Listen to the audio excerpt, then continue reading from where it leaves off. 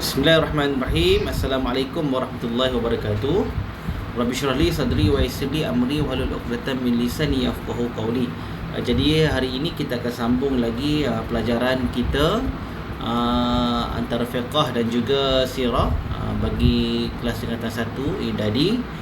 Jadi hari ini kita akan masuk berkenaan dengan tajuk dalam bidang fiqh, itu perkara-perkara yang membatalkan wuduk. Boleh rujuk pada muka surat 75 dalam buku teks 75, ataupun tengok pada pembentangan daripada ustaz ini. Boleh juga rujuk di sini. Hari itu kita dah belajar berkenaan dengan perkara-perkara yang disunatkan wuduk, bagaimana cara berwuduk, perkara-perkara yang disunatkan wuduk. Jadi hari ini kesinambungan perkara-perkara yang membatalkan wuduk. Satu asya, ada 5 perkara lah, yang besarnya 5 perkara. Jadi kita boleh tengoklah, rujuk balik dalam buku teks itu, muka surat 75. Okey, yang pertama sekali ialah awwaluha khuruju syai'in min ahadis sabilaini ma'adal mani. Ini adalah pertama perkara yang boleh membatalkan wuduk ialah keluar sesuatu daripada dua jalan depan ataupun belakang. Maknanya kubul ataupun dubur, daripada kemaluan hadapan dan juga belakang, dubur. Salah satu daripada dua ini keluar, apa-apa saja keluar boleh membatalkan wuduk. Ma'adal mani, kecuali air mani. Air mani tidak membatalkan wuduk. Perkara ini dijelaskan oleh ulama, perbahasan dia panjang. Orang keluar air mani ini hanya wajib mandi saja, tetapi tidak membatalkan wuduk. Jadi wuduk dia tak batal, tapi dia wajib mandi. Jadi boleh tak solat dalam keadaan tidak mandi wajib? Tak boleh solat lah. Mana dia wajib mandi juga, tapi wuduk dia perlu ambil ke tak? Tak perlu ambil. Itu maksudnya. Jangan jadi pening kat situ. Jangan jadi pening kat situ. Saya harap penerangan ni jelas lah berkenaan dengan perkara ni. Kalau ada soalan boleh tanya nanti. Okey, yang kedua, saniha an-naumu ala ghairi hayatil mutamakkini maq'aduhu minal ardi. Ini tidur. Dia tidur dalam keadaan macam mana ni? Tidur dalam keadaan bentuk badannya tidak tetap. Ghair hayatul mutamakkinu, dalam bentuk badan yang mampu, maknanya yang kita kata macam mana duduk ni, yang mana dia tidak berganjak daripada tempat minal ardi tu, daripada bumi tu. Dia duduk gini, maknanya dia duduk tanpa bergerak lah. Bergerak. Tak boleh menyandar. Kalau menyandar tu dia jadi macam jadi dalam keadaan itu, perkara itu boleh membatalkan wuduk lah. Jadi kalau dia tidur dalam keadaan ghairu hayatil mutamakkin, tidak tetap tempatnya daripada bumi, maka perkara itu boleh membatalkan wuduk lah. Okey. Seterusnya ialah salisuha zawalul aqli binahwi igma'in au jununin au sakrin. Hilang akal. Jadi hilang akal yang macam mana? Maknanya fikiran dia itu dah hilang. Seperti contohnya macam mana? Igma'in, dia pengsan, ataupun dia jadi gila, ataupun dia jadi mabuk. Jadi dalam keadaan itu menyebabkan akal dia hilang, melayang. Sebab tu bila tidur tadi tu dia membatalkan wuduk. Bila tidur dalam keadaan biasa, kita tidur, fikiran kita dah hilang. Jadi bila fikiran kita dah hilang, maka pada ketika itu wuduk yang kita ambil tadi boleh batal. Itu maksudnya. Sama juga ni, bila gila, bila pengsan, bila mabuk, maka hilang akal. Maka pada ketika itu wuduk jadi batal. Okey. Yang keempat, rabi'uha lamsur rajulil mar'atal ajnabiyyata min ghairi haili illa sinna wasya'ra wazufra. Ini dia menyentuh lah ni. Menyentuh, kita kata sentuh macam mana ni lamsur rajuli, maknanya lelaki menyentuh wanita ajnabi. Apa makna ajnabi? Bukan mahram. Apa makna bukan mahram? Perempuan itu tidak haram kahwin dengan kita. ataupun lelaki itu tidak haram kahwin dengan kita. Itu panggil bukan mahram.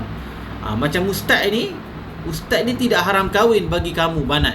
Bagi contoh. Ada. Apa makna tidak haram kahwin? Mana ustaz boleh kahwin dengan kamu lah.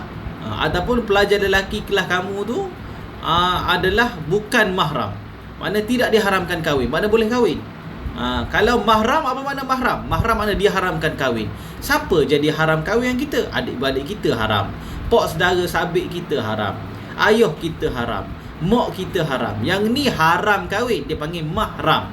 Kalau bukan mahram ataupun kita panggil ajnabi, maknanya tidak diharamkan kahwin. Mana boleh kahwin lah. Jadi dalam keadaan ini, lelaki menyentuh perempuan ajnabi.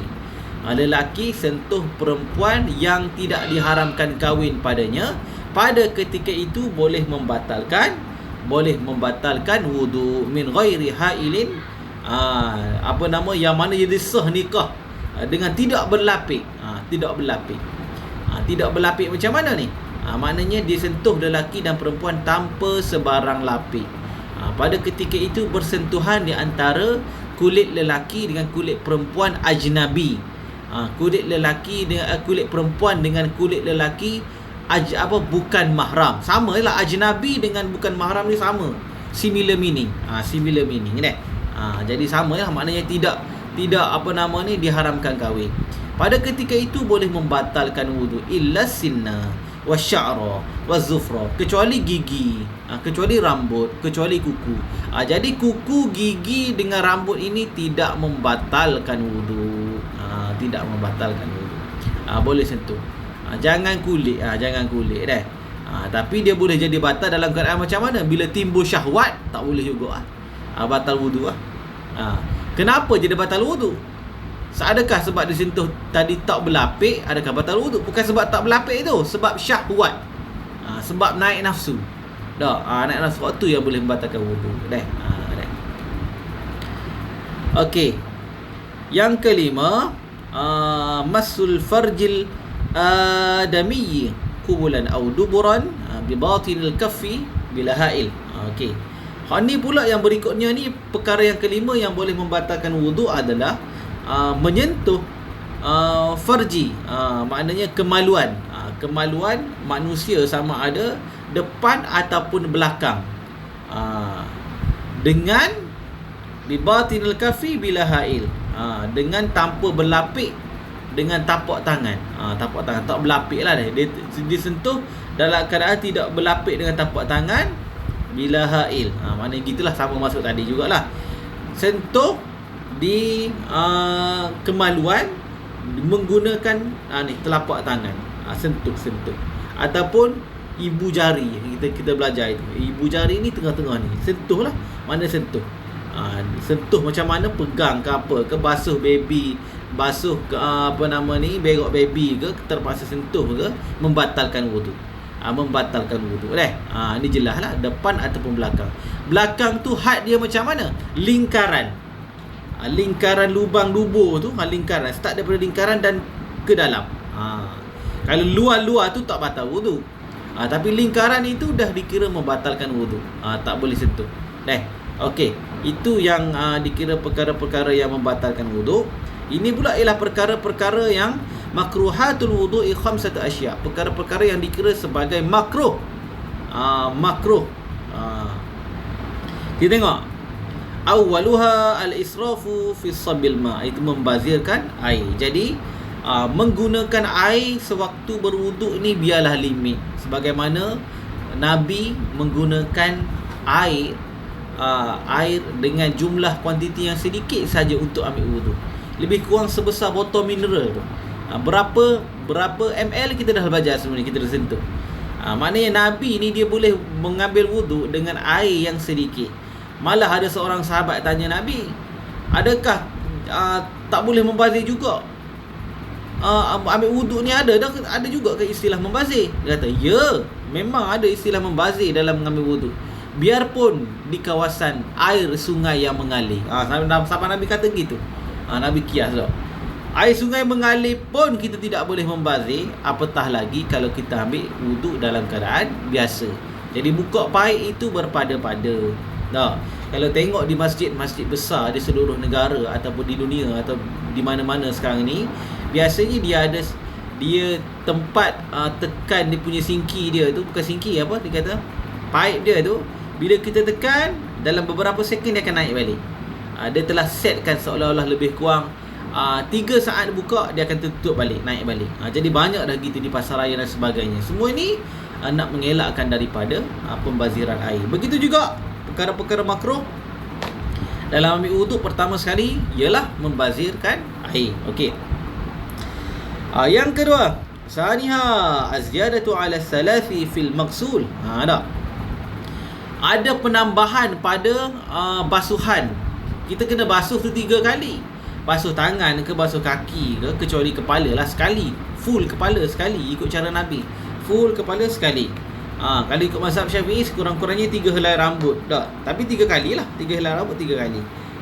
Kalau ikut mazhab lain, contohnya mazhab Hanbali, basuh sekali saja.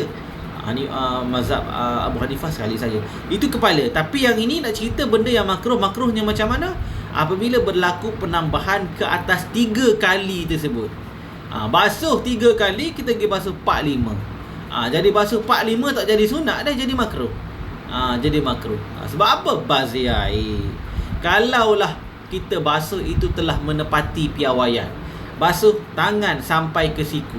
So bila dah sampai ke siku tu, bermakna sudah satu basuhan. Tapi andai kata kita basuh tu tak sampai lagi siku, kita lak tarik. Kita buat gerak dah. Macam siku start ni, kita buat gini dah. Gini. Jadi sapalah. Tapi memang tak sapa, tak apalah nak lebih pun. Maknanya kita memperbetulkan basuhan yang sebelum tu. Itu never mind lah, tak ada masalah lah. Tapi yang ini dia telah melengkapi 3 basuhan ditambah dengan basuhan tambahan. Ni tak boleh. Ni tak boleh. Ini tak boleh bukan maksudnya haram, membatalkan wuduk tak, tapi dia jadi makruh. Apa makna makruh? Perkara yang tidak disukai oleh Allah, perkara yang sekiranya kita tinggalkan dapat pahala. Tapi kalau buat tak dapat dosa. Tapi kalau kita tinggalkan benda tu dapat pahala. Maknanya kita tidak melebihkan basuhan lebih daripada 3 kali, kita dapat pahala. Maknanya kita ikut kepada piawaian cara mengambil wuduk yang sebenar. Itu dapat pahala lah. Salisuha mubalaghatus saimi fil madmadati wal istisha. Okey. Ini pula ni macam mana ni? Ni kira ni melampau-lampau dalam berpuasa. Bagi orang yang berpuasa lah, dalam berkumur. Fi madmadati, berkumur tu. Wal istinsyaq ni memasukkan air ke dalam hidung. Dia berpuasa, maka dia melampau-lampau dalam berkumur. Lampau-lampau. Dia kumur, buang. Kumur, buang. Dia melampau. Jadi sedangkan dia berpuasa. Begitu juga dia memasukkan air ke dalam hidung, pun sama jugalah. Walaupun antara perkara sunat berkumur dengan masukkan air dalam hidung, ini perkara sunat wuduk, tapi dia melampau-lampau. Pada ketika itu, dalam keadaan dia berpuasa, dia daripada jadi perkara sunat, dia menjadi perkara makruh. Why? Kenapa dia jadi perkara makruh? Apabila melampau. Kalau tak melampau, tak apa. Berkumur macam biasa. Ini mentang-mentang dia puasa, memanglah keringlah bibir tu berpuasa. Jadi dia berkumur dengan kerap. Berkumur dengan kerap. Ni untuk ambil wuduk lah, bukan ketika selain daripada ambil wuduk. Jadi pada ketika itu jadi makruh. Okey, tempat yang keempat, Rabi'uha at-tawaddu fi mawdi'il mutanajjis. Okey, mengambil wuduk di tempat-tempat yang dikira mutanajjis, tempat yang bercampur dengan kawasan najis. Maknanya dekat jamban. Dekat jamban dah. Kita biasa dalam toilet, kita ada part yang tempat untuk mandi dan ada tempat yang untuk buang air besar dah. Jadi kalau belah hujung sekali tu tempat buang air besar, jadi jangan ambil tempat wuduk situ. Kita duduk situ, mencangkung, kita ambil wuduk situ. Itu tak boleh. Tapi di sebelah dia ada pipe yang berasingan. Kalau ada tempat yang berasingan, itu lebih baik, afdal. Kenapa? Takut nanti kaki kita ini akan terpijak saki-baki najis yang ada, walaupun bersih, kalau ada. Maka pada ketika itu Islam ni nak menjaga kebersihan, nak memastikan wuduk kita sempurna. Jadi benda ni termasuk dalam perkara makruh. Nak mengelakkan benda tu. Jadi adakah dia membatalkan wuduk? Tidak membatalkan wuduk, tapi berwuduk di kawasan itu dikira sebagai makruh.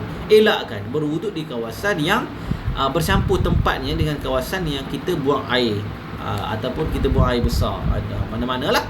Okey, khamisuha al-kalamul asna'a wat tawaddu'i bighairi hajah. Maknanya hak ni pula ni macam mana? Kita bercakap-cakap. Bercakap-cakap ketika berwuduk tanpa keperluan. Tak ada keperluan, tanpa hajat. Duk sembang-sembang, ambil wuduk bersembang-sembang. Wuduk sah wuduk. Tak ada masalah wuduk. Cuma makruh. Kena faham lah, kita belajar yang ni makruh, yang sebelum tadi membatalkan wuduk. Tak, jadi hak ni bercakap boleh tak? Boleh. Tak ada keperluan. Ada keperluan tak bercakap? Ada keperluan tak apa. Tak. Masa ambil wuduk tu tiba-tiba kita tengok sebelah kita tu jam dia jatuh daripada poket, ataupun duit dah jatuh. Duit jatuh tu masa tu kita baru lepas basuh muka, nak sambung basuh tangan sampai ke siku pula. Tak. Pada ketika itu ada hajat. Pada ketika itu tidak jadi makruh lah. Tapi kalau tidak ada sebarang hajat, maka dia menjadi makruh. Okey. Ustaz rasa itu saja pembelajaran kita pada hari ini. Harap awak dapat belajar apa yang kita sentuh pada hari ini. Itu saja. Assalamualaikum warahmatullahi wabarakatuh.